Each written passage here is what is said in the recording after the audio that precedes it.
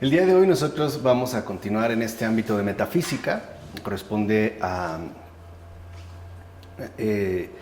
esta parte ya, digamos, final de este curso de filosofía católica, que gira en torno a la muerte, ¿no? Dijimos tomarnos la muerte en serio. Y hoy el apartado en el que nosotros nos vamos a concentrar tiene como referencia el martirio, pero digamos que se trata de el martirio al alcance de todos. Y en efecto así es como se titula este apartado, el martirio al alcance de todos. Podemos decir que es muy frecuente que nos hagan creer que nuestro mayor deseo consiste en gozar de un buen nivel de vida. Pero en el fondo, cada persona aspira más bien al martirio. Y eso es justamente lo que nosotros quisiéramos mostrar. E incluso podemos preguntar, ¿hay algo más deseable que ser decapitado como San Pablo? ¿Crucificado como San Pedro? ¿Devorado por los leones como las santas Felicitas y Perpetua? ¿Apedreado como San Esteban? ¿Atado a una rueda como Santa Catalina? ¿O ser asado en su punto por ambos lados como San Lorenzo? Así de entrada, uno no se da cuenta de que ese es su deseo. Eso es cierto. O sea, de entrada nosotros diríamos que no corresponde pues con la necesidad de nuestro deseo. Decíamos pues que de así de entrada uno diría que no habría pues nada más apetecible y que incluso no correspondería pues con nuestro mayor deseo. Pero un poco de aplicación de la inteligencia, que es justo lo que estamos tratando de hacer en la filosofía católica, nos ayudará a ver que de hecho esa es la realización humana más dichosa de todas. Esa sería precisamente la realización. Para empezar, podemos mencionar que muchas revistas le proponen a usted, sea quien sea, suertes mucho más crueles de lo que nosotros en principio hemos mencionado. Por ejemplo, proponen un ascetismo espantoso, pues las dietas que proponen y aconsejan a las mujeres son mucho peores que los ayunos de un trapense. O el seguimiento al que someten a las mujeres para estar a la moda impone una regla de indumentaria muchísimo más estricta que el hábito religioso. Y a más de una se le puede ver al arreglarse para una reunión interrogarse ante su ropa. ¿Qué me voy a poner? No tengo nada que ponerme. Ahora bien, no son menores las mortificaciones de los hombres. Deben sacrificarse por un coche, por un equipo de fútbol o por pagar una colegiatura. En todo caso, lo esencial es llegar a creer en el endeudamiento de las familias y en los préstamos dirigidos al consumo. Y poco importa si con cada préstamo bancario los cabellos se encanecen prematuramente. Eso es parte de la dinámica precisamente de esta tortura, que no martirio, en la que estamos inmersos. Los unos y las otras, hombres y mujeres, deben sobre todo ejercitarse en la actividad sexual. Esta es la disciplina más tajante, justo porque ordena la renuncia a los bienes más elevados. Hoy sabemos que, por ejemplo, para muchas personas la sexualidad es la clave para tener éxito en la pareja y en general incluso en la realización de la vida humana, pues consideran que la actividad sexual especialmente intensa y vigorosa no solo nos quita el estrés, sino que nos hace liberar sustancias que resultan gratificantes, para la estimulación cerebral e incluso nos pueden ayudar a conciliar el sueño. Es decir, también sería un buen remedio contra el insomnio, etcétera, etcétera. Pues bien, maquillajes y contorsiones sin fin, la yoga, todos esos ejercicios de estiramiento, pilates, etcétera. Largos vagabundeos por bares, restaurantes y centros comerciales. Tortícolis de todos los músculos para diversificar las posturas corporales. Afrodisíacos con peligrosos efectos secundarios. Ojos que se remodelan con bisturí. Narices con cartílagos reconstruidos. Pechos hinchados de silicona. Tubos de liposucción clavados en la cintura. Esterilizadores de cobre fijados al cuello del útero. Aspiradores de embriones metidos hasta el fondo del vientre, etc. ¿Qué es todo esto? Al lado de las vigilias nocturnas, los ayunos, las flagelaciones y las confesiones. Fíjense, si hacemos un poco, de aplicación de la inteligencia, podemos empezar pues a desvelar la falsedad en la cual nosotros de hecho estamos ya insertos, pues forma parte de nuestro mundo contemporáneo. Sin embargo, esto no es lo más grave. O sea, esto solo es un aspecto, pero no necesariamente es el más relevante. Esas mismas revistas, en última instancia, hacen como si la muerte no existiera. Nunca se ve a un difunto en la portada. Jamás. Es más, ni siquiera aparece una top model agonizando.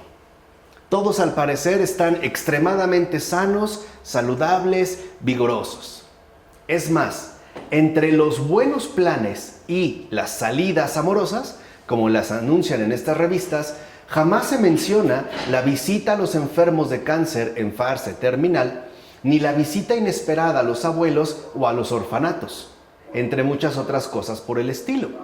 Es decir, las salidas amorosas o los buenos planes no son relacionadas con este tipo de acontecimientos, sino con otros aspectos, por así decirlo, en realidad triviales. Ahora bien, cuando le sobreviene a usted una fatalidad, se ve condenado a perderse en un horror sin fondo. Y eso que el horóscopo predecía para usted una fase de expansión a nivel laboral y de gran éxito amoroso, ¿no? Que son generalmente los dos aspectos que más destacan en el ámbito de los horóscopos. Así pues, ese ¿qué me voy a poner? Se le atraganta cuando le dan el camisón verde pálido abierto por detrás. Por cierto, el mismo para todos los pacientes hospitalizados, precisamente para ser tratado como un escarabajo boca arriba que agita sus miembros en vano. Ahí literalmente, ¿no?, nuestras fantasías se derrumban. Ahí nos topamos pues ante el horror de, en un primer momento, no saber qué hacer. Y en segundo lugar, la decepción de darnos cuenta de las falsedades en las que nosotros estábamos metidos. Ahora, entremos en nosotros mismos y deliberemos. ¿Qué es mejor? ¿Reventar como una rata de laboratorio en un hospital o morir como un apóstol? Porque de todas maneras no nos libraremos de tal disyuntiva. Es decir, a final de cuentas vamos a morir. Nuestra cabeza, en todo caso, tendrá que caer. Y si no es por la verdad, será por la mentira. Pero tendrá que caer. No hay escapatoria. Es decir, ¿será nuestra caída por lo que es o será por lo que no es? Señalemos, además, que acabar envejeciendo con el cuerpo confinado a irse derritiendo en una cama de hospital, rodeado no por verdugos que lo golpeen a uno, sino por amables enfermeras que le pongan el orinal y le cambien tanto el pañal como la botella de suero, no es una perspectiva más gozosa que la arena donde rondan las fieras o incluso el desnudo patíbulo. Y eso que mejor ni mencionamos, el hecho de perecer aplastado en un vehículo finalmente comprimido por la fuerza del impacto y de la velocidad alcanzada. Ahí uno literalmente queda deshecho. Ya no es triturado por las fieras, sino por la poca fiabilidad de estos automóviles que hoy de hecho se fabrican. Y sabemos que se fabrican de esta manera tan delicada, ¿no?, tan insegura, porque son parte de las exigencias de la lógica del consumo. Es decir, que todo literalmente, ¿no?, esté compuesto en base a lo perecedero y que además esto perecedero permita siempre, ¿no?, la renovación permanente de los artículos adquiridos, ¿no? Es pues el afán, ¿no?, la orgía de las compras. Siempre hay que renovarlo porque están ya de hecho marcados por la caducidad invencible. Aún cuando eso se refleje, por ejemplo, en términos de exponer mucho más la vida humana a situaciones verdaderamente lamentables. En todo caso, estará usted de todas maneras crucificado por no haber dado su vida antes. E incluso sometido a tortura, por ejemplo, hospitalaria, por no haber sido mártir. No hay escapatoria, no hay escapatoria. Incluso puede ser que el heroísmo haya sido su valor más preciado, pero resulta que ahora intentan calmarle a usted con supositorios. Ciertamente, usted podría haber muerto por sus hermanos, por su patria, por Dios, pero se ve usted mismo ahí sin saber qué hacer ante una muerte que no esperaba tan pronto. Ninguno de nosotros tendrá pues escapatoria. o dar la vida, o verse como obligado a tener que perderla. Al final, como decía Hans Urs von Balthasar en esta gran obra, El corazón del mundo, el tiempo hará su tarea. ¿Cómo lo hará? Y con tiempo, o bien dándonos la oportunidad de acompañamiento para entregar la vida, o bien arrebatándonosla como por obligación. O lo haremos por disposición, o lo haremos por imposición. Pero no vamos a escapar, ninguno se va a escapar. Pues bien, ¿por qué fue creado el hombre el último día? Para que se le pudiera decir, si caía en el orgullo, en la creación, el mosquito fue antes que tú. Así dice el Talmud. El mosquito nos precedió, es decir, esa cosita está más cerca del origen. Así es, de hecho, la extraña dignidad humana, pues no es posible definirla, ya que siempre es más grande y más pequeña de lo que pretenden ciertos filósofos. En efecto, el hombre es más pequeño que un insecto y es más grande que el universo. Veamos. El ser humano usa calzoncillos de colores, come pescados enlatados, engaña a su mujer y estafa a su madre, y luego va y le pide prestado el taladro al vecino. Hace también poesía y se arrodilla ante una nadería tirada en el suelo, además de emigrar a Calcuta para abrazar a los andrajosos y enfurecerse a sí mismo por no recibir el cambio completo de las cosas que compró. No hay, pues, criatura más admirable, si nosotros nos observamos con realismo. Pascal, por ejemplo, lo llama caña pensante, y Berulle, no sé si es Berulle o Berulle, francés, lo llama esa nada capaz de Dios. Precisamente, ¿no?, para mostrar esta tensión. Ahora bien, ábrase usted a la gracia que lo restaura y lo eleva, es decir, hágase un poquito humano y verá enseguida cómo lo divino despunta sin mayor dificultad. Esto significa que para ser en verdad humanos, siempre nos hace falta la gracia, ya que ser humano es una vocación de apertura. Y eso hay que tenerlo muy presente. Ser humano es una vocación, pero no es cualquier vocación. Podemos decir que un ser humano es aquella vocación de infinito. La vocación de un ser humano es de infinito. Y por lo tanto no es algo autorrealizable. Por eso, en lo que hemos mencionado, aunque las revistas nos quieran surgir recetas, tips y consejos útiles y sabiondos acerca de los buenos planes y la estructuración más adecuada, ¿no?, para ser auténticamente felices, nos engañan. ¿Por qué? Porque en último término siempre nos están expresando, digamos, como remedios finitos. Por ejemplo, la propia actividad sexual. Pensémoslo, tomémoslo en serio. Si la sexualidad es lo que nos produce mayor placer, éxtasis, felicidad y algarabía, entonces ¿por qué no mantenemos una actividad sexualmente vigorosa 24 horas al día? Es más, yo los invito, inténtenlo. Terminarán irritados, fastidiados y molestos por el agotamiento y el cansancio. Si lo es la comida, ¿por qué no comemos en todo momento? Terminaremos con diarrea en el baño, incluso con una profunda indigestión y dolor de estómago. Es más, terminaremos repudiando la propia comida. Creo que nos ha sucedido, ¿no? Si de repente nos indigestamos, nuestra expresión es no vuelvo a comer. O sea, lo que habíamos visto antes, ¿no? Escupimos a los ídolos que nos habíamos construido. O si creemos que la felicidad radica, por ejemplo, en tener pleno descanso, trata de mantenerte sin hacer nada. No vas a durar mucho tiempo así. Lo más probable es que te ataque el aburrimiento. O si es el alcohol, pues entonces pongámonos bien borrachos. Mantengamos una borrachera. Y verán cómo al final incluso el propio alcohol se va a convertir en un maldito vicio. ¿No? Por mencionar, digamos, estos casos en concreto. Por eso les decía, ya no nos dejemos engañar. Ser humano es vocación, pero no cualquiera. Es vocación de apertura. Es vocación de infinito. Ser humano significa ser llamado por Dios y para Dios. Eso es lo que constituye nuestro perfil más esencial.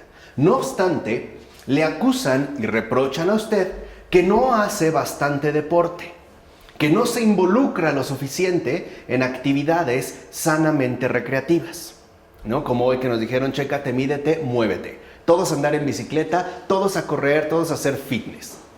Ok, que quede claro que no estamos en contra del ejercicio, pero habría que hacerse al menos dos preguntas. Al menos, uno, ¿cuál es el ejercicio que me permitirá mantener una forma más viva? Y dos, ¿cómo podría yo entrenarme para una prueba más dura que todas las de los Juegos Olímpicos? No hablamos, por supuesto, del decatlón, sino del teatlón. ¿Y quién me podrá ejercitar de alguna manera en el bien morir? Claro que es muy agradable tener un cuerpo esbelto y vigoroso, por supuesto.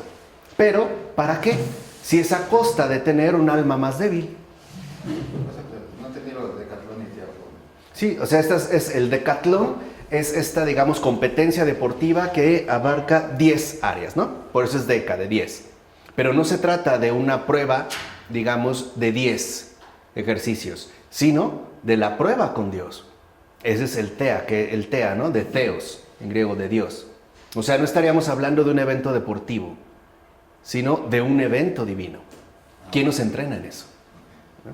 Entonces, claro, es muy agradable tener buen cuerpo, pero ¿para qué si es a costa de tener un alma más débil? Sí, bueno, siempre se puede hacer el ejercicio, siempre cuando no ha costado una obra de caridad, por ejemplo. ¿Sí? Siempre, tanto cuanto. Y no perjudicar el alma, por ejemplo, ¿no? Sí, o sea, digamos, aquí sí se podría como aplicar de una manera clara este criterio fundamental de la espiritualidad ignaciana, el tanto cuanto, ¿no? ¿Qué tanto me lleva o me aleja de Dios? Será cuánto yo tenga que adentrarme o bien distanciarme de ello. Por ejemplo, si yo me consagro a la esculturación del propio cuerpo y mantengo rutinas rígidas y establecidas de ejercicio, por ejemplo, me levanto a correr de 7 a 9 y media de la mañana y resulta que en algún momento, justo a las 7 en punto, alguien me llama pidiendo ayuda y yo lo mando al carajo porque me voy a correr. Entonces el ejercicio, en este caso, me está alejando del servicio. De tal manera que en este tanto cuanto, lo mejor que puedo hacer es dejar de hacer ese ejercicio. Porque claro, puedo tener un cuerpo más vigoroso, pero mi alma está débil. Tan débil que ni siquiera será capaz de responder a la llamada de auxilio que le pide su prójimo. Y de fondo, tan débil que ni siquiera comprende que es Dios mismo quien lo está invitando al ejercicio de la virtud. Ese es el teatlón. No basta pues en esta línea. Ahora, y por supuesto que está muy bien prepararse mucho para el salto en trampolín. Pero ¿qué me aporta eso si es a expensas de quedar indefenso ante el gran y último salto? ¿De qué? ¿Cuál es pues el ejercicio que conviene hacer cada mañana y quizás incluso todo el día? ¿En qué consiste nuestra actividad más viva, más vital? Platón afirma que se trata de pensar en Dios. Conste, lo decía Platón, La gimnasia no es para él más que una preparación para ese otro deporte muchísimo más enérgico. Según Platón, cuando el alma se vuelve hacia el sol del bien, ésta se recoge en sí misma y en esa medida se retira del cuerpo. De modo que, para Platón, cada vez que pienso verdaderamente, o sea, cada vez que yo me vuelvo hacia el bien, es decir, en este caso, hacia Dios, en cierto sentido muero. Lo dice Platón en el diálogo El Fedón, ¿no? En el apartado 80e, que es como la numeración canónica. Si ustedes lo buscan, 80e en Platón Fedón, encontrarán esta cita.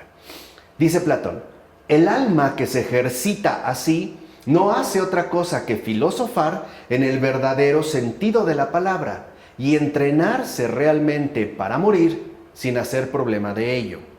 Entonces, para Platón, Cada vez que nosotros pensamos verdaderamente, el ejercicio del pensar de cierta manera involucra una muerte.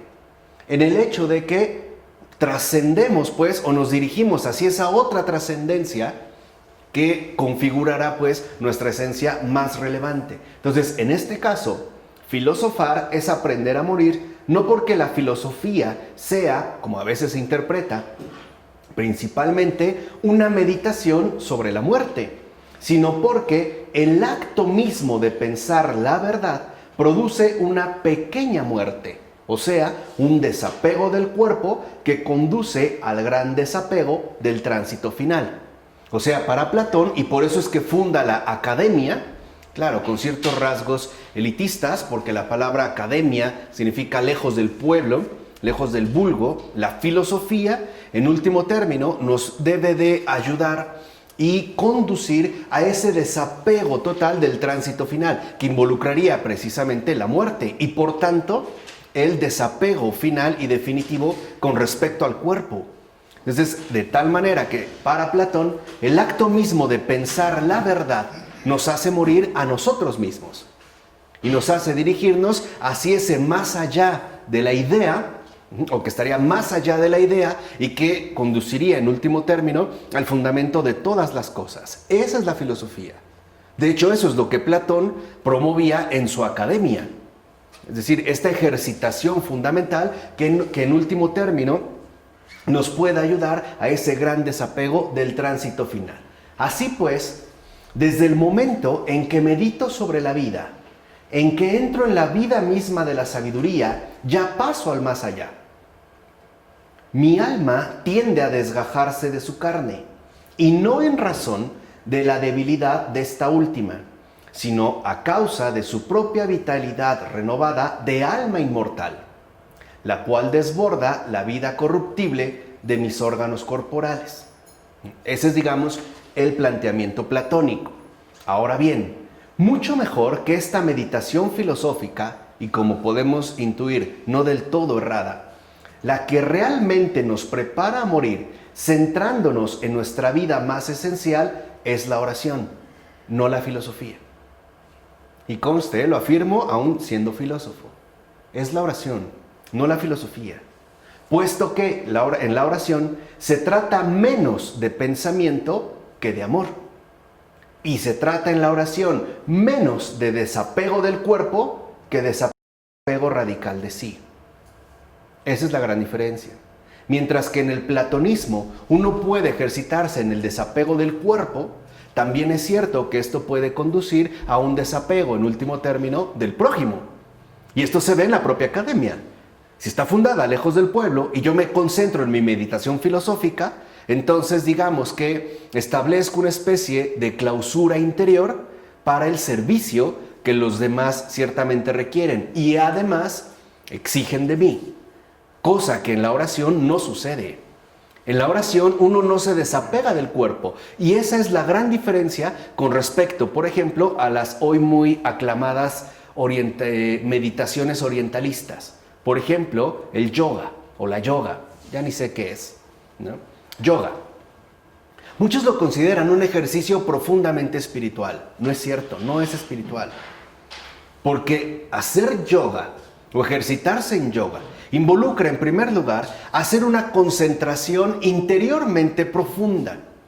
De tal manera que ahí lo que se busca es el desapego profundo del propio cuerpo. Entrar precisamente, ¿no?, a ese estado, ¿no?, de descanso profundo, o al menos creo que así lo entienden, donde el cuerpo ya no es pues una molestia.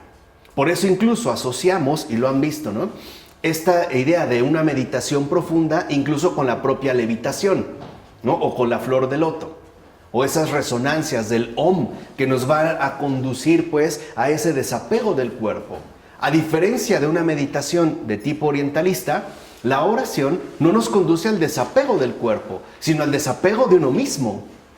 Es decir, a lo que San Pablo mencionaba, ¿no?, recientemente en la carta a los Gálatas, a ese desorden egoísta del hombre. En la oración yo no renuncio a mi cuerpo, lo afirmo como instrumento de servicio y por lo tanto como instrumento de salvación. Yo no reniego de mi cuerpo, lo dispongo al servicio de los demás, es decir, a la obra de la caridad. Eso es lo que involucra en este caso la oración. En este caso, entonces, el alma no se recoge en sí misma, como menciona Platón, sino que con el cuerpo se entrega por completo al misterio. En Platón siempre el cuerpo queda como relegado. En la oración también el cuerpo se entrega pues al misterio junto con el alma. Y dicha entrega, y esto es fundamental, no consiste en hacer, sino en dejarse hacer. Eso es orar. Yo no quiero detenerme mucho en esto porque lo vimos cuando abordamos la cuestión de la oración en Thomas Keating. Ya vimos lo que era, por ejemplo, rezar, orar o meditar. Por ejemplo, en síntesis, rezar es cuando yo establezco una comunicación con Dios exponiéndole todos mis asuntos. Eso es rezar, ¿no? Eso es rezar. O sea, yo voy y rezo, pido a Dios, o le expongo mi situación, hablo. Meditar es escuchar lo que el Señor tiene que decirme. Por eso, por ejemplo, la palabra, la Biblia, el Evangelio, se medita. Yo no voy a hablar, voy a escuchar. Y voy a escuchar además aquello que Dios tiene que decirme de una manera enteramente personal. Ya después yo podré responder y entonces entablaríamos un diálogo. Pero orar no es ni rezar ni meditar, aunque ciertamente pueden formar parte de. Cuando uno realmente se dispone a orar, cuando uno se pone a orar, uno se dispone plenamente a dejarse hacer. Eso es orar. Aquí estoy, Señor, para que se haga en mí tu voluntad. Eso es orar. Ahora, es obvio que para orar, primero tenemos que ¿qué? Que meditar. Y para poder meditar, por lo menos tenemos que empezar por rezar. Por eso a los niños, primero se les enseña ¿qué? A rezar. Después se les podrá enseñar a ¿qué? A meditar, hasta que finalmente puedan orar.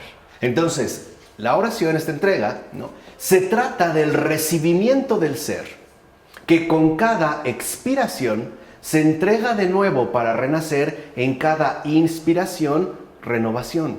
Esa es oración, recibimiento del ser. Y esto es mucho más difícil que correr un maratón o levantar pesas. La razón, digamos, en principio es obvia. Correr un maratón o levantar pesas involucra la autoexaltación, ¿no? El presumir de cuánto me he ejercitado, por ejemplo, para poder levantar tal cantidad de peso o bien para terminar la carrera en el menor tiempo. O sea, se refiere pues al empeño, el esfuerzo que yo he realizado. En pocas palabras, también ahí hay orgullo. En la oración ya no hay cabida al orgullo. Porque en la oración uno se transforma en pura disponibilidad, es pura disposición. De tal manera que este recibimiento del ser involucra la anulación radical de uno mismo. ¿Sería la dialéctica como debería de ser, o sea, el método de Dios así, o sea, que uno debe estar...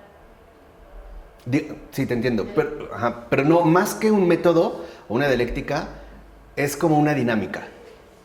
Es como la dinámica, pues, propia de la oración. Por ejemplo, María, la muy santa Madre de Dios. La gran María, Madre de Jesús.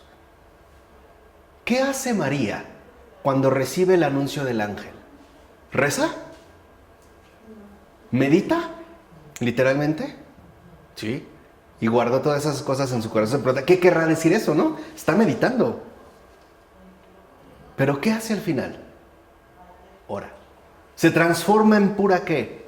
Oración, pura disponibilidad. Servicio, sí, la esclava.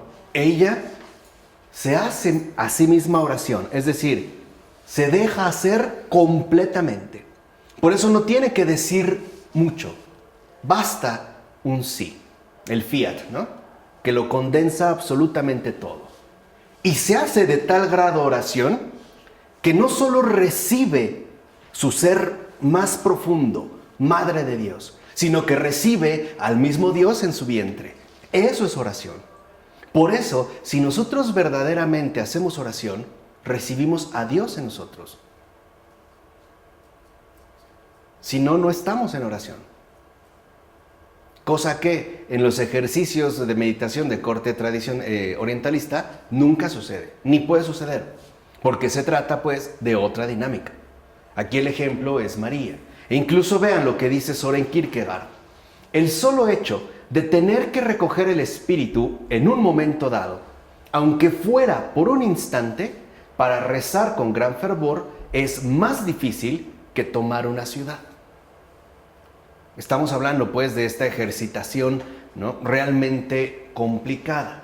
Y en tal recibimiento, poco importa que uno esté cansado, hastiado o adormecido por la digestión, puesto que lo único importante consiste en estar ahí de verdad.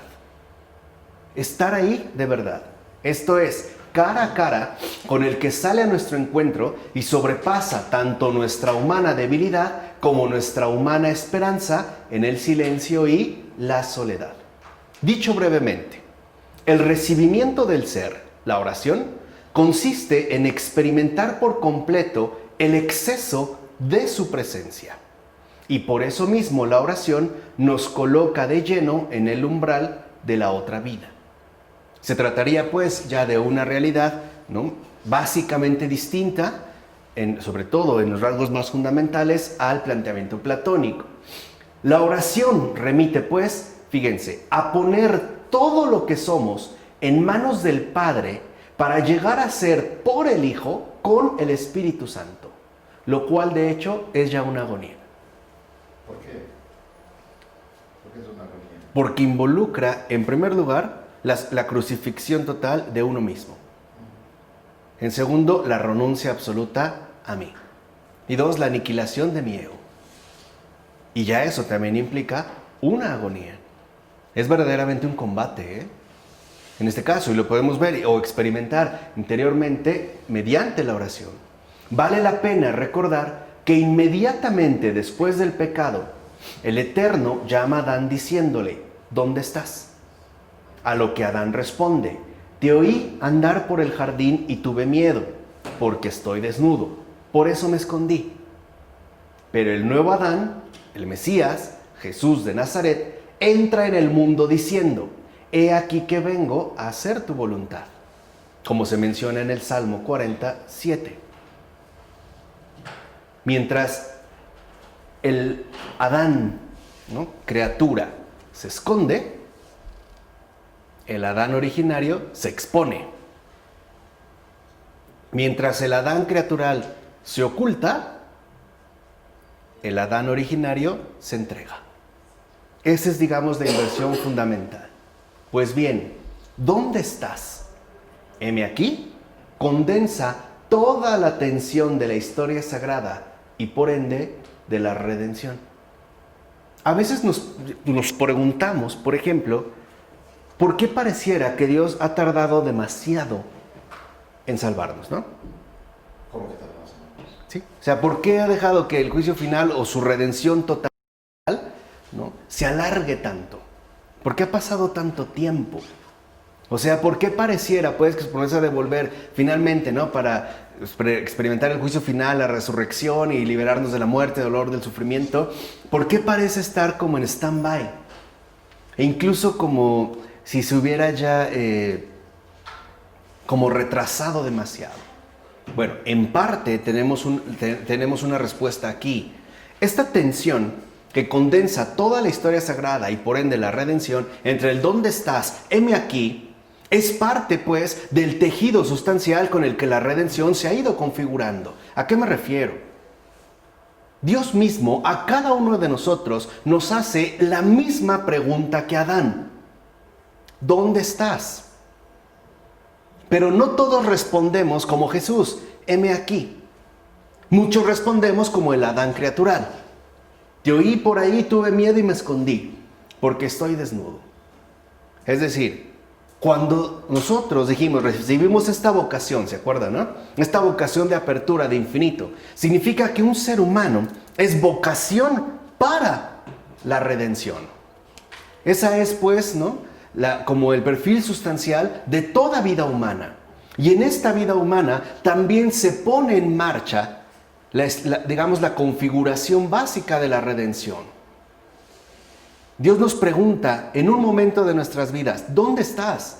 Y nosotros tenemos una alternativa. O le digo, heme aquí, porque aquí estoy para hacer tu voluntad. O le digo, tengo miedo y me escondo, no cuentas conmigo. Acuérdense, Dios no hace las cosas a solas. Y esto lo hemos visto y es como evidente. Por eso la Eucaristía no se autoconsagra. No vemos volar el pan y el vino y haciendo un rito mágico, no. Necesita incluso las manos ásperas o callosas o qué sé yo, de un sacerdote. O sea, la redención también involucra cooperación. Y siendo sinceros, no todos respondemos, heme aquí. Muchos de nosotros más bien respondemos, no cuentes conmigo. Por lo menos... Se acercan a la Eucaristía, se ponen de rodillas. Pues es nada más como un engaño exterior, ¿no? A veces. Sí. Digo. Mejor que se pongan de pie. Sí, normal, o sea, vamos. Nos ponemos de rodillas en frente de la Eucaristía y cuando nos pide ponernos de rodillas nos ponemos de pie. Uh-huh. Sí, pareciera ahí que todo está como invertido, ¿no? Ahora veamos la respuesta. Ciertamente, uno puede responder diciendo, heme aquí, con toda la tibieza y extravío de mi época, con todas las hazañas y catástrofes del día, con mi resfriado y dolor de cabeza, con mis impuestos atrasados y mis endeudamientos, con mi padre al que no consigo decirle cuánto lo quiero, con mi esposa, esposo, al que no logro mostrarle todo mi amor, con mi enorme miedo a cagarla y sobre todo con mi profunda indiferencia por ti, mi Dios y Señor. Esa es una buena respuesta. Así de simple. De entrada, se puede tener la impresión de estar perdiendo el tiempo. Mucho mejor es la manera más correcta de redimirlo. Lo que para nosotros nos parece justamente una ¿qué? Una pérdida. Por eso el mundo ha querido invertir la dinámica recta de la redención. Wasting time hoy es inaceptable, ¿no? Por eso sabemos que tiempo es ¿qué? Dinero. ¿Y qué involucra esto? Una actividad frenética de desgaste.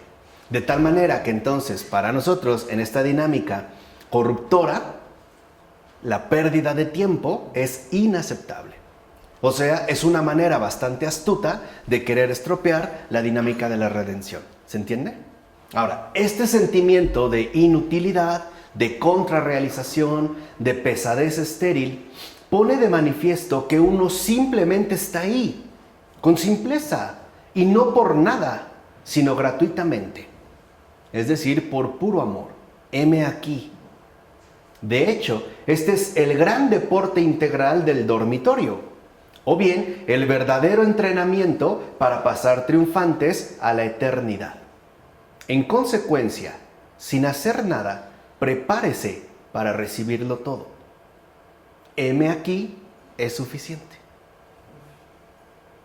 Qué falsa es la doctrina protestante, ¿no? Heme aquí es suficiente.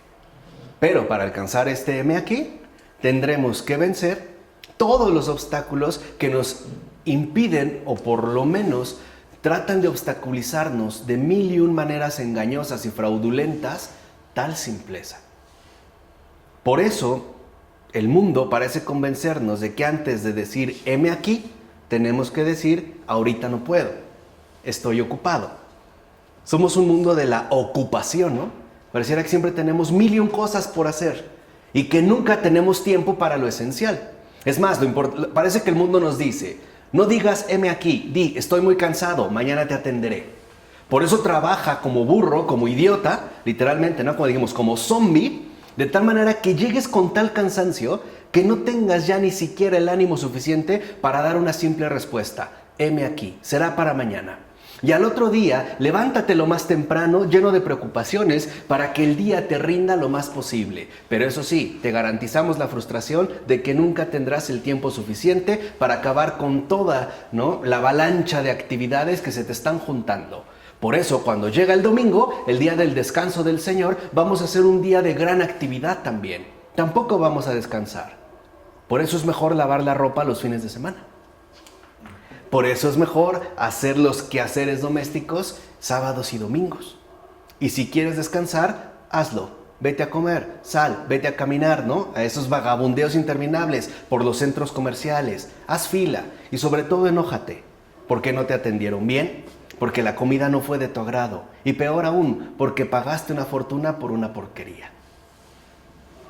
Es un poco, ¿no? Lo que nos dice el mundo. Bueno, ese M aquí contiene además el calentamiento necesario para poder ingresar en el fuego en verdad ardiente del amor. Es pues nuestra preparación más sustancial. También ese M aquí contiene la flexibilidad requerida para poder pasar por el ojo de la aguja. Además de gimnasia y cross, literalmente, para el corazón. Por supuesto, se puede repetir este redentor ejercicio a mediodía y antes de dormir, pero ojo, no da resultados para adelgazar. No es una receta de revista, ¿ok? Por eso podemos dar pie al pasar de la comodidad al combate.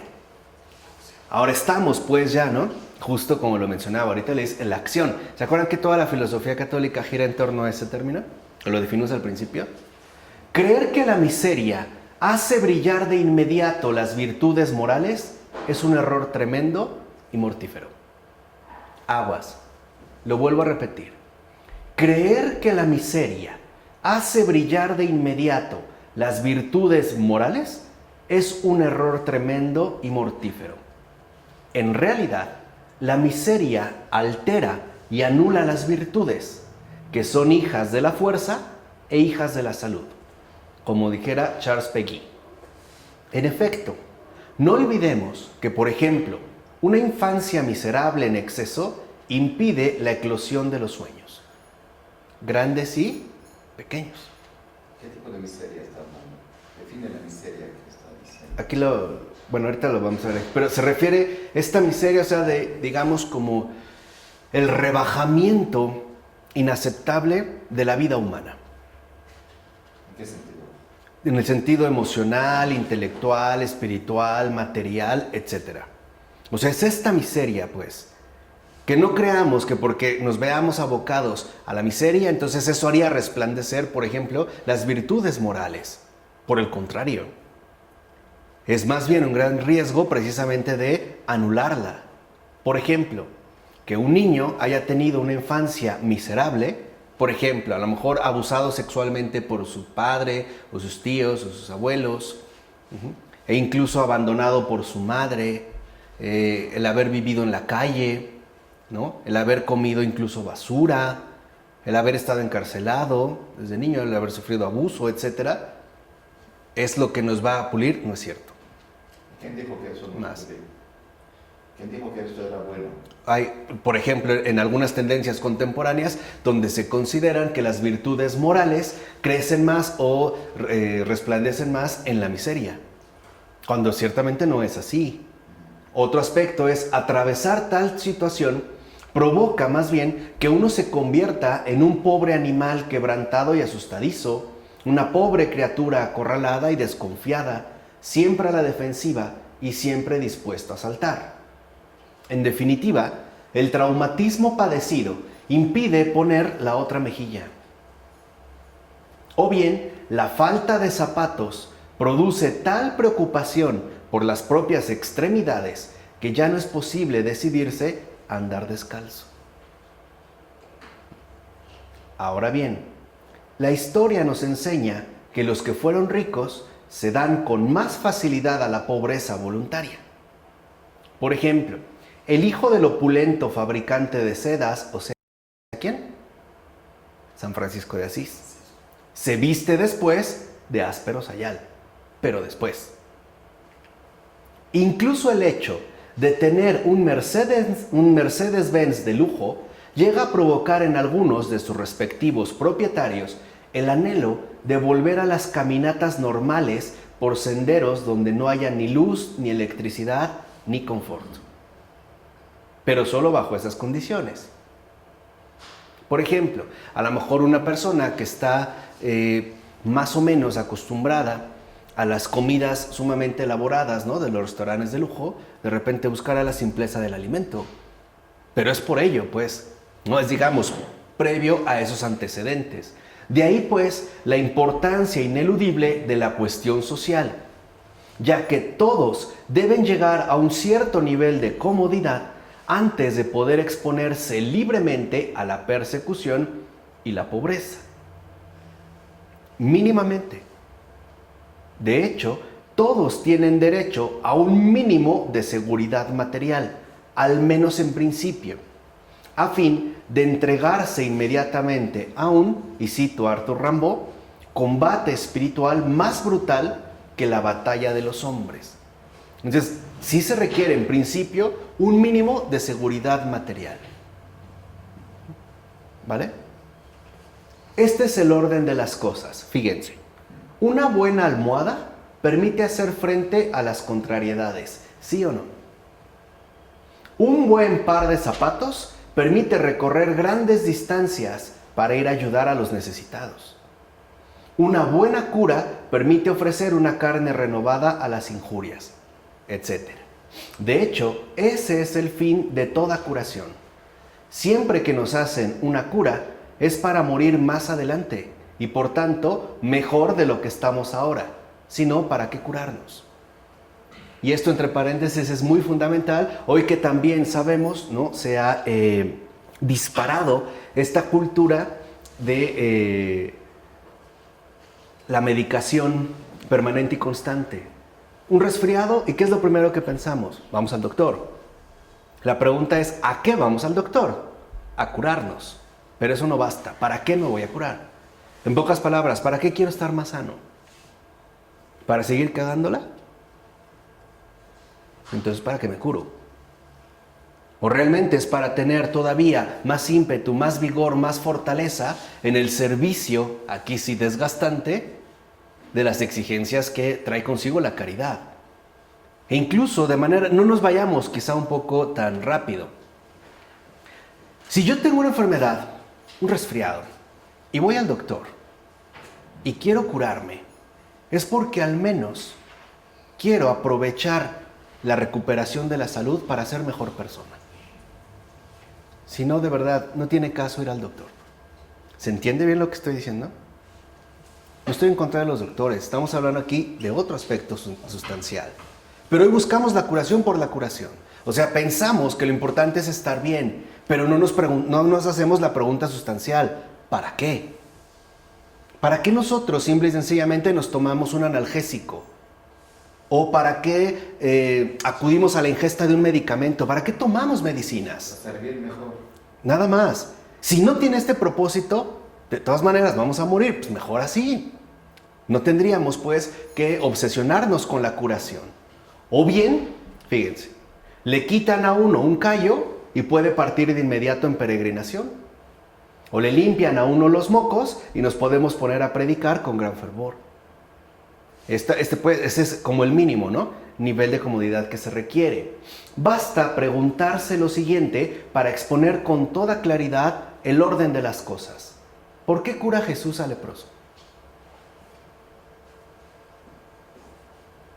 Para que con amor pueda ofrecer un cuerpo intacto a la lapidación y por ende al sacrificio a manera de ofertorio. Para eso. ¿Por qué resucita Jesús al hijo de la viuda? Pues para que pueda morir como un auténtico testigo. ¿No es lo mismo que hizo con Lázaro? ¿Por qué resucita a Lázaro? Para que también pueda morir como un auténtico ¿qué? Testigo. Para eso. A veces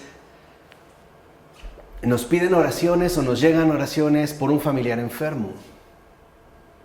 La pregunta es, queremos que se sane, queremos la curación. ¿Para qué?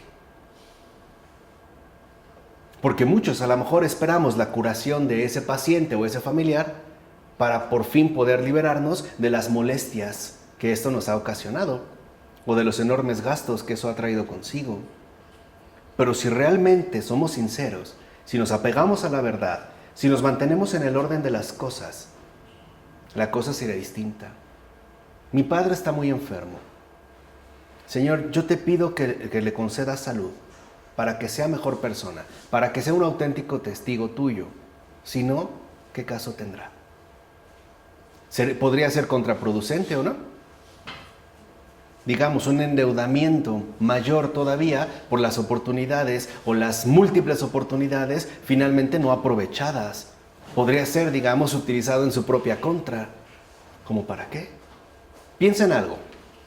A ver si aquí lo pueden aterrizar un poquito más. Si yo tengo que ir a trabajar o tengo que dar una clase importante, pero resulta que tengo fiebre, tengo dos alternativas. O no voy porque estoy enfermo, o me tomo la medicina para ir a cumplir con mi misión. ¿Estamos de acuerdo? Pero si yo me curo y no voy para quedarme a ver la televisión, ¿qué caso tuvo? Eso es, pues, digamos, lo que estamos mencionando aquí en este punto. Así pues, ojo, la salud y la comodidad no son fines últimos. Mientras no las tenemos, podemos ir tras ellas como tras un ideal, pero con un propósito. ¿Se entiende? O sea, lo importante no es estar sanos por estar sanos. Lo importante es estar sanos para servir mejor. Lo importante, en este caso, no es simplemente tener dinero por tener dinero, sino para también, en este caso, hacer la colaboración en este tejido de redención en el cual estamos implicados. Eso es importante. Ahora, si te enfermas de lo que sea y no quieres ser mejor persona, pues ya no te cures. Créeme, te conviene más. En serio, a la luz de la verdad te conviene más. No, depende si lo ofrece. Claro. Tampoco lo va a ofrecer. Si no está dispuesto a servir, tampoco está dispuesto a ofrecerlo. Claro. No le va a convenir ni más ni menos. Pero simple y sencillamente, ¿para qué te compones si sigues, por ejemplo, ¿no? Como se dice coloquialmente, haciendo de las tuyas, ¿no? Sí, te conviene más porque por lo Mejor menos no. ya lo puedes hacer. Exacto. Ya no incrementarías más, ¿no? Lo que yo les decía, Sí. esta torcedura. Ahora, fíjense. Pero una vez que las poseemos, ¿qué cosas? La salud, Y servicio. la comodidad mínima material. Pero una vez que las poseemos, manifiestan de inmediato su auténtico carácter de medios. Nos encontramos de nuevo con una vida agitada que ya no tolera permanecer por más tiempo tumbado en el sofá. Y por eso buscamos una salida en alguna tarea o quehacer tanto trabajoso como excitante. Ahora, si no encontramos tal salida, entonces la ociosidad nos agobia, el hastío nos devora y podemos acabar deprimidos o colgados de la lámpara que cuelga por encima de nuestro sillón. Así pues, la salud y la comodidad apuntan al desarrollo de múltiples actividades. Por supuesto, no inútiles ni estériles. Que ese es el problema.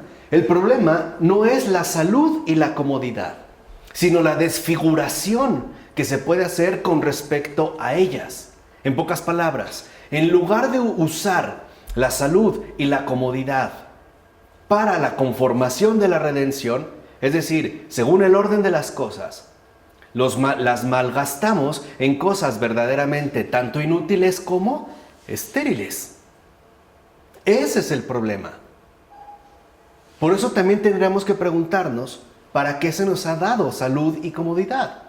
El Señor las quiere para nosotros, sí, pero no nada más porque sí. Dijimos, no son fines últimos, son finalmente ¿qué? Medios. Y nosotros sentimos, incluso podemos percibir esta necesidad, ¿no?, de ponernos en marcha. ¿O no es verdad que cuando nos sentimos mejor ya nos queremos de inmediato levantar de la cama? De hecho, fíjense qué curiosos somos, hace rato que lo decíamos como seres humanos. ¿Cuándo realmente se disfruta la cama? No, cuando estamos sanos.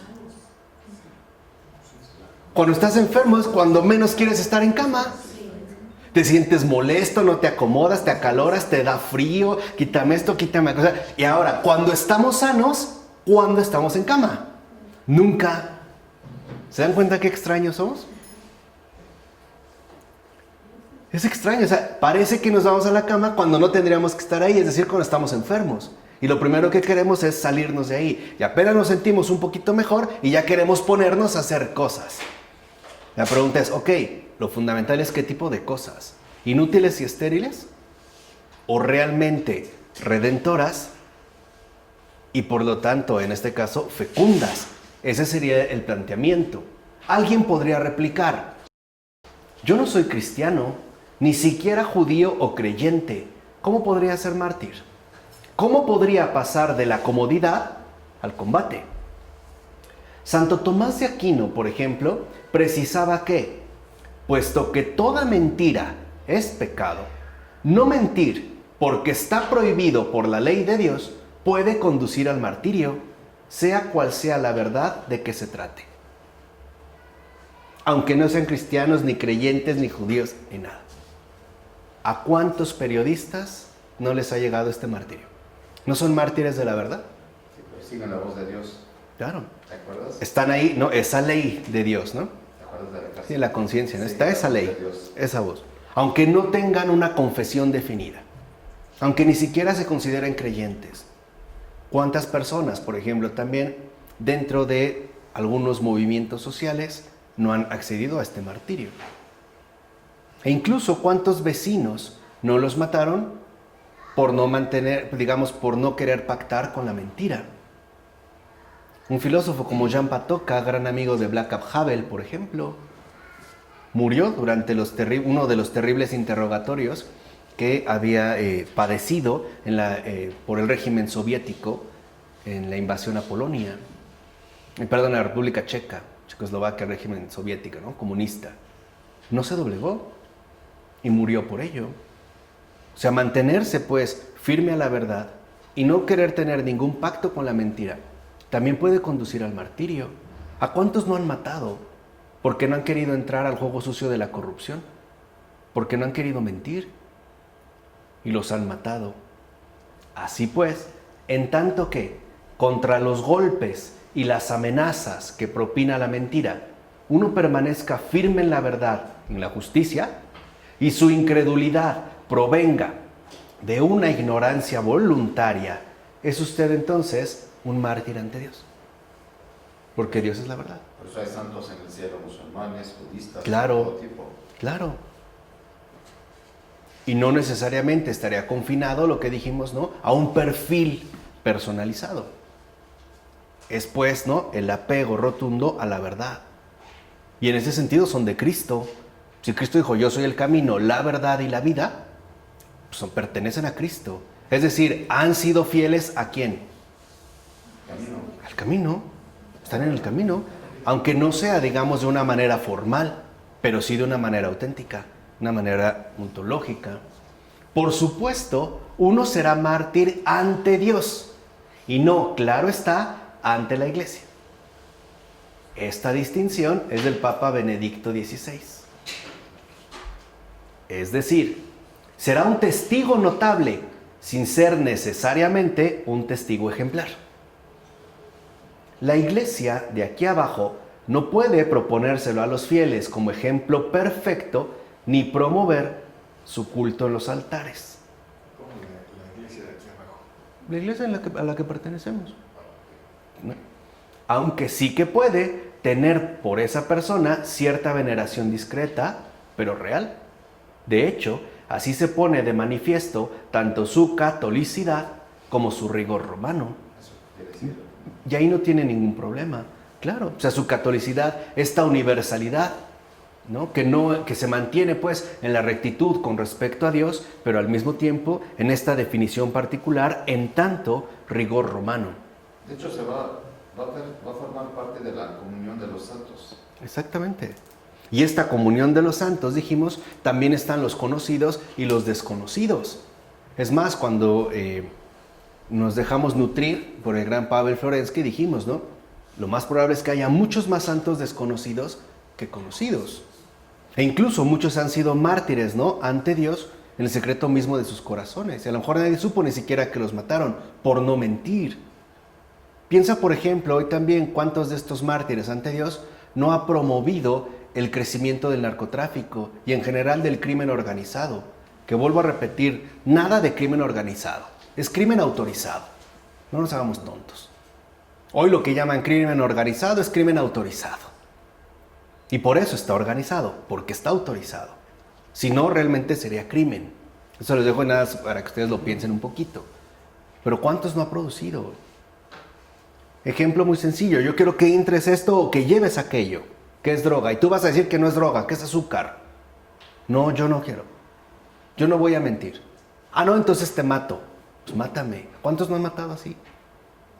Y que ni siquiera sabemos o que simple y sencillamente no conocemos. Y que incluso también han padecido persecución.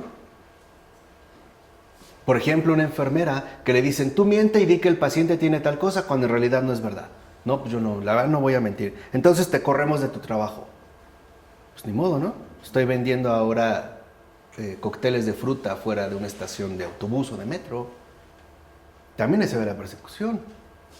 Por eso dijimos, es importante darnos cuenta que ser un mártir ante Dios, no necesariamente ante la iglesia. Por ende, fíjate, un ateo comunista que fuera asesinado por denunciar las purgas y las patrañas estalinistas es mártir ante el Señor, aun cuando se trate de un ateo comunista. Esto en caso de que su rechazo a Dios sea parte de su compromiso político, como ocurre en la mayoría de los casos. O sea, porque no saben lo que hacen, y no de una decisión lúcida, como ocurre en muy raras ocasiones. Vamos a decirlo así, en ocasiones exóticamente nietzscheanas. Ahí es distinto. Y por eso lo describimos a detalle. Esa es otra cosa. Es una negación formal de Dios, ¿no? Y lúcida. Lúcida de Dios, sí. Lúcida.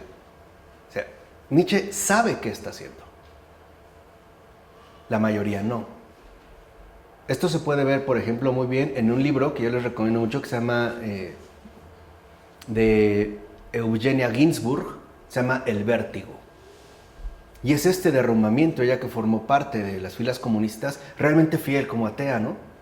De que ella reconoce en su texto, Eugenia Ginzburg, reconoce el error que ha cometido.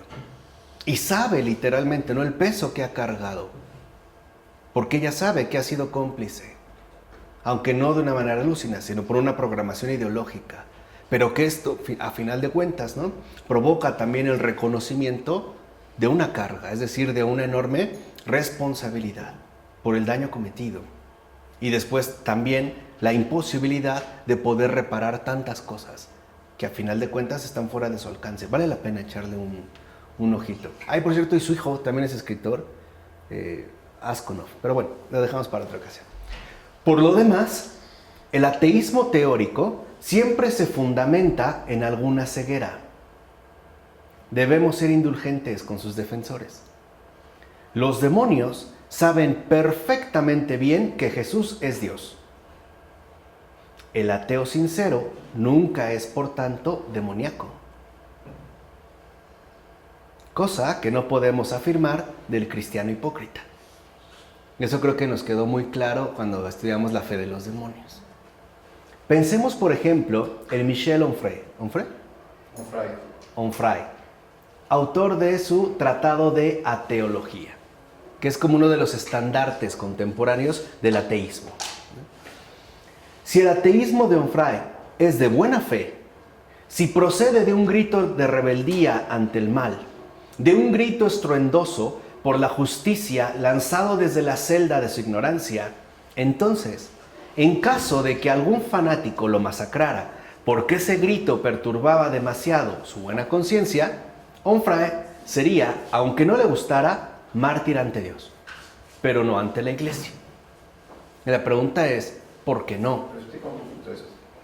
Sí, o sea, si es realmente, ¿no? Si su ateísmo procede de buena fe, ¿Cómo va a proceder de buena fe? si realmente, por ejemplo, no procede de este grito que repudia el mal en el mundo, que se opone al avance de la injusticia, ¿no?, y sobre todo, digamos, que se mantiene en una postura sinceramente definida, ¿no?, y si alguien lo matara, este sería un mártir ante Dios, aunque él mismo se declare a sí mismo ateo. Pero si lo matara por ese motivo. Por esos motivos. No por otro motivo. No. Por esto, digamos, por su postura. O sea, si realmente obrara de buena fe. Ahora, porque esta, ¿no?, dijimos, la iglesia no sondea los riñones y el corazón de entrada, sino que, como se atiene en gran medida al señalamiento de lo exterior, y ahí se constata el amargo ateísmo de Onfray,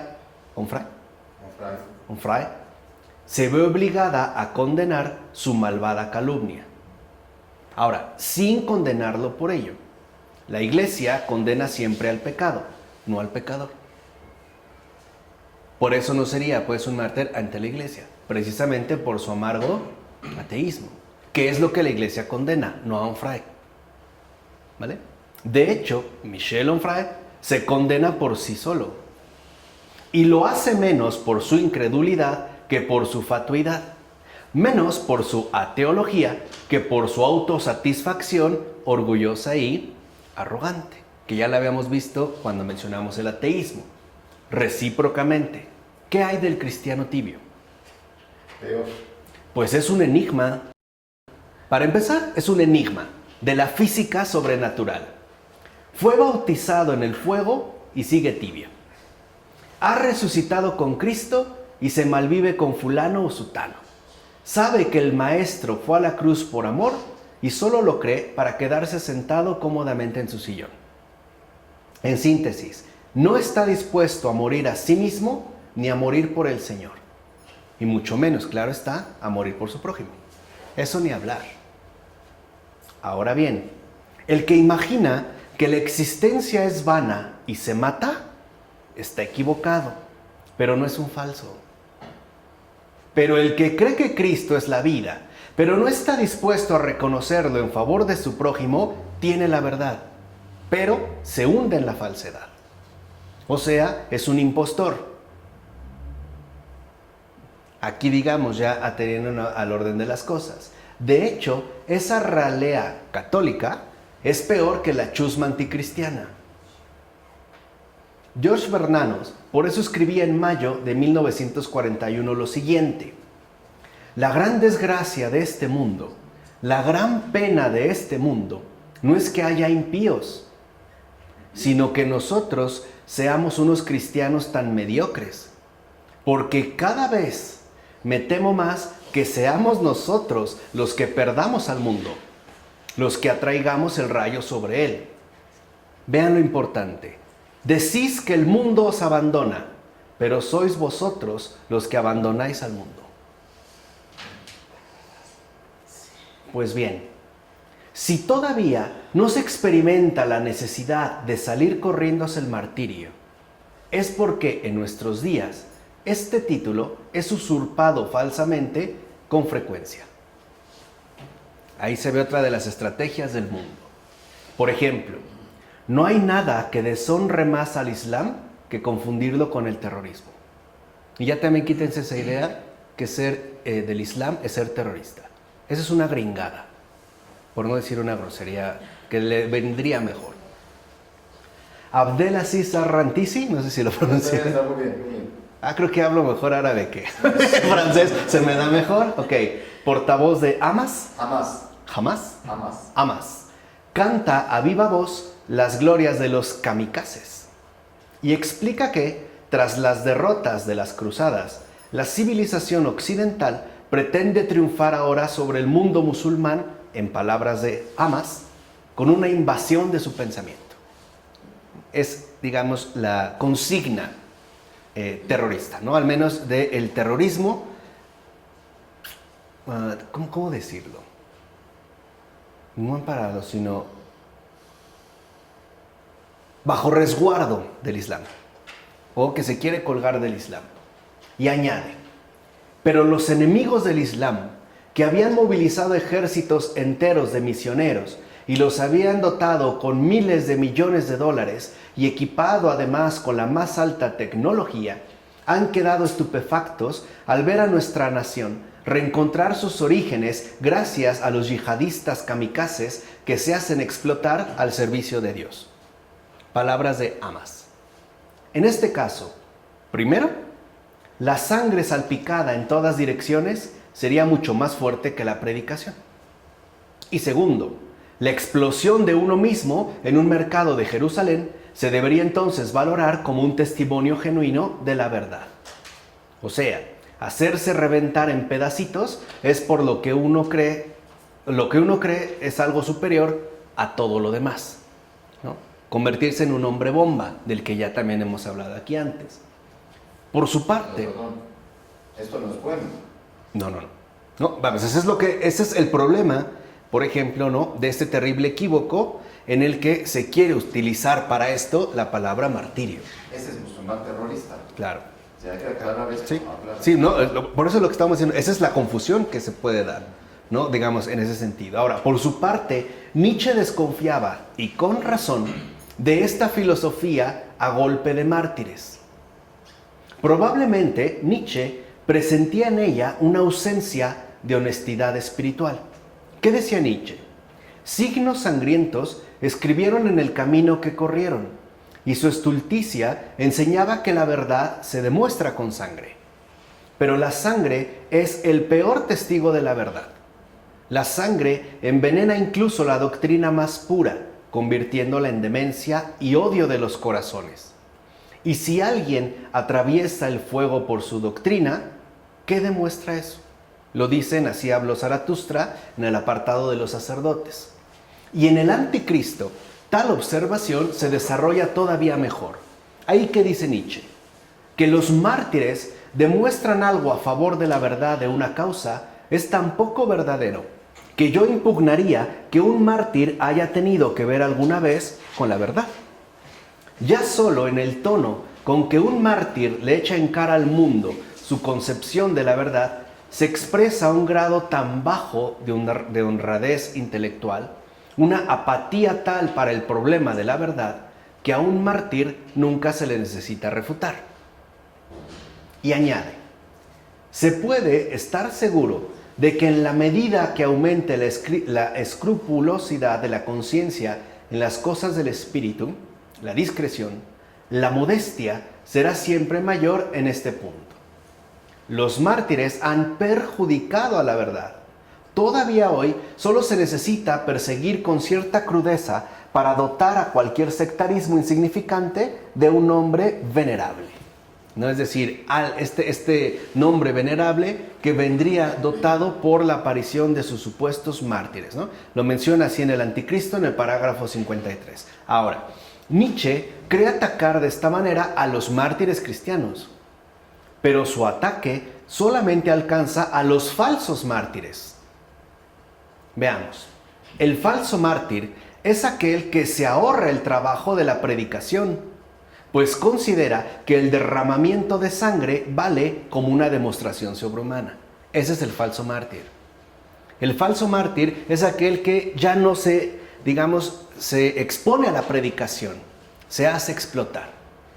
En lugar de predicar, mejor hay que reventar. Por el contrario, el verdadero testigo sabe que la verdad exige y requiere una inteligencia sumamente atenta y una caridad incalzable, cosa que, dicho sea de paso, el terrorismo musulmán no tiene. No tiene ni una inteligencia sumamente atenta ni una caridad incansable. Por eso es mejor acabar con todo de una vez.